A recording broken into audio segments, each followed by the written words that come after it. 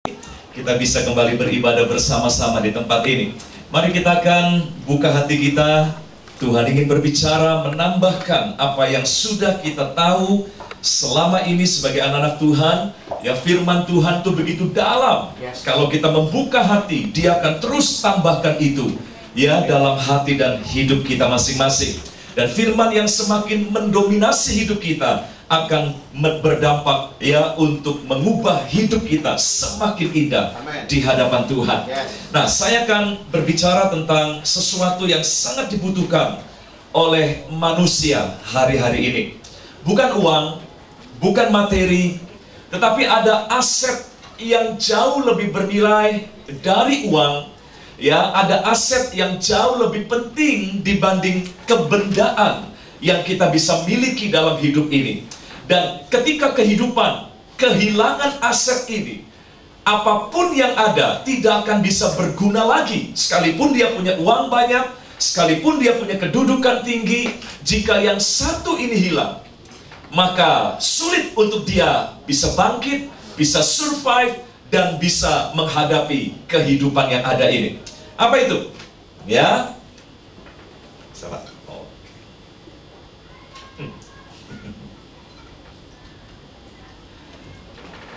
Yang saya sebut confidence. Nah, Bapak Ibu Saudara, inilah yang menjadi topik pembicaraan yang begitu populer hari-hari ini.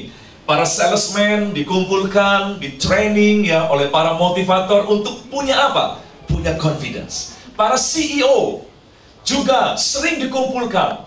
Mereka sering mengadakan retreat. Ya, mereka undang seorang motivator yang berkelas internasional. Lalu, apa yang mereka cari?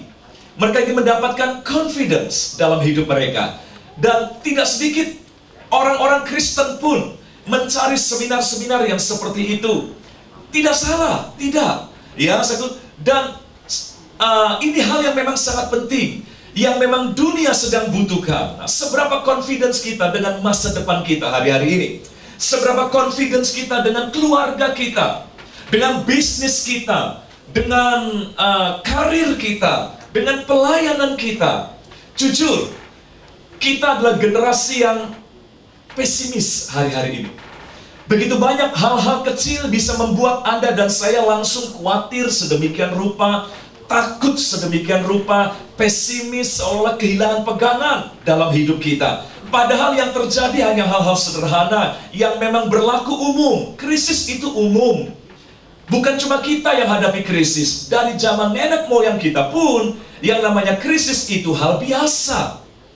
Ya, saudaraku, goncangan ekonomi, bencana alam, kemudian tantangan-tantangan yang ada, itu bukan hal baru bagi umat manusia di muka bumi ini. Tetapi seringkali kemunculannya ya cukup menggoyahkan keyakinan anak-anak Tuhan.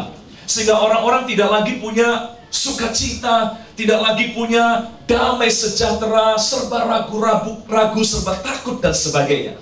Nah, ya mari kita bahas. Izinkan Tuhan berbicara untuk menumbuhkan rasa keyakinan dalam diri kita anak-anak Tuhan. Kita nggak perlu ikut seminar-seminar yang mahal seperti itu. Ya, sebab di dalam Tuhan kita bisa temukan rasa keyakinan itu. Amen. Di dalam Tuhan kita bisa dapatkan confidence yang dunia nggak bisa dapatkan. Sekalipun lewat seminar-seminar yang sangat mahal itu. Sekali lagi, saya mau katakan ini aset yang penting dalam kehidupan. Ini aset yang harus Bapak Ibu jaga. Ini aset yang harus Bapak Ibu tambahkan. Investasikan terus. Ya, iman, keyakinan, tambahkan terus setiap hari. Hal ini, semakin ini kuat dalam diri kita, maka situasi apapun yang kita hadapi tidak akan bisa mengganggu, merugikan, dan mengacaukan kehidupan kita anak-anak Tuhan.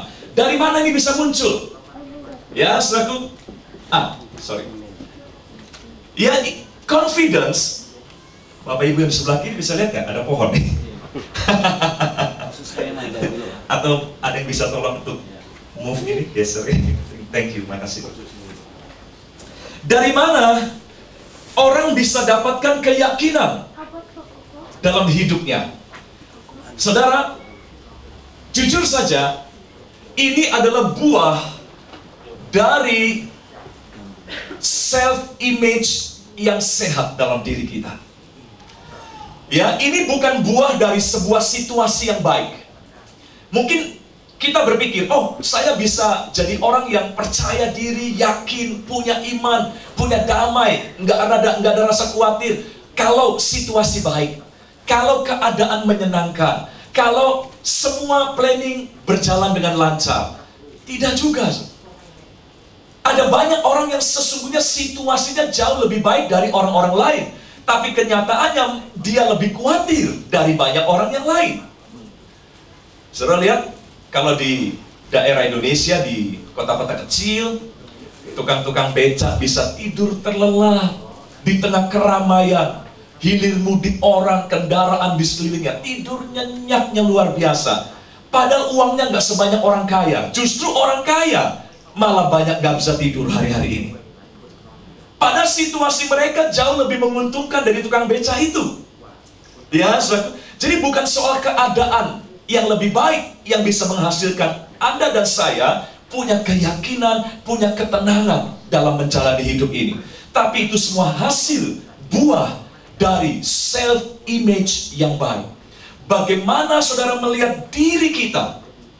Kalau cara pandang kita sehat tentang diri kita, maka Anda nggak akan punya kekhawatiran dalam hidup Anda.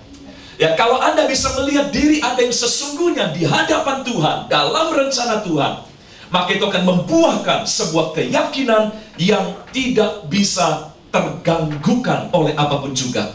Paulus contohnya, dalam kekurangan pun, dia sering berkata, kalau Tuhan di pihak kita, siapa lawan kita? Dia nggak takut dengan apapun juga. Sekalipun dia bukan orang yang selalu berkelimpahan. Ada saatnya dia berkelimpahan, ada saatnya dia berkekurangan. Makanya dia berkata, aku tahu apa itu kelimpahan, aku tahu apa itu kekurangan. Karena dia sering mengalami pasang surutnya kehidupan. Ya, Paulus adalah tipikal orang yang confidence luar biasa. Dia adalah guru iman di perjanjian baru. Dan itu bukan lahir dari keadaan-keadaan yang baik terus. Ya, keadaan Paulus sering tidak baik. Tapi kenapa dia tetap punya confidence yang kuat, keyakinan yang kuat, bahwa segalanya akan berjalan dengan baik. Bukan karena itu lahir dari keadaan yang baik, tapi karena dia tahu siapa dirinya dalam rencana Tuhan yang besar. Dia tahu siapa dirinya di mata Tuhan. Dia tahu dia adalah orang yang berharga di mata Tuhan. Makanya, ya, dia tidak pernah kehilangan rasa percaya diri. Dia tidak pernah kehilangan rasa keyakinan di tengah situasi apapun juga. Mari kita buka firman Tuhan ini. Kita lihat saja, ya, untuk menghemat waktu. Saya bantu saudara untuk mendapatkan secara cepat firman Tuhan yang kita akan bahas. Dalam Keluaran pasal 6 ayat 5-8, ya, ayat 5 dan 6 dulu di slide ini. Saya bacakan demikian. Sebab itu, katakanlah kepada orang Israel, akulah Tuhan. Aku akan membebaskan kamu dari kerja paksa orang Mesir, melepaskan kamu dari perbudakan mereka, dan menebus kamu dengan tangan yang teracung dan dengan hukuman yang berat. Kita tahu ini yang dialami Mesir lewat 10 tulah itu.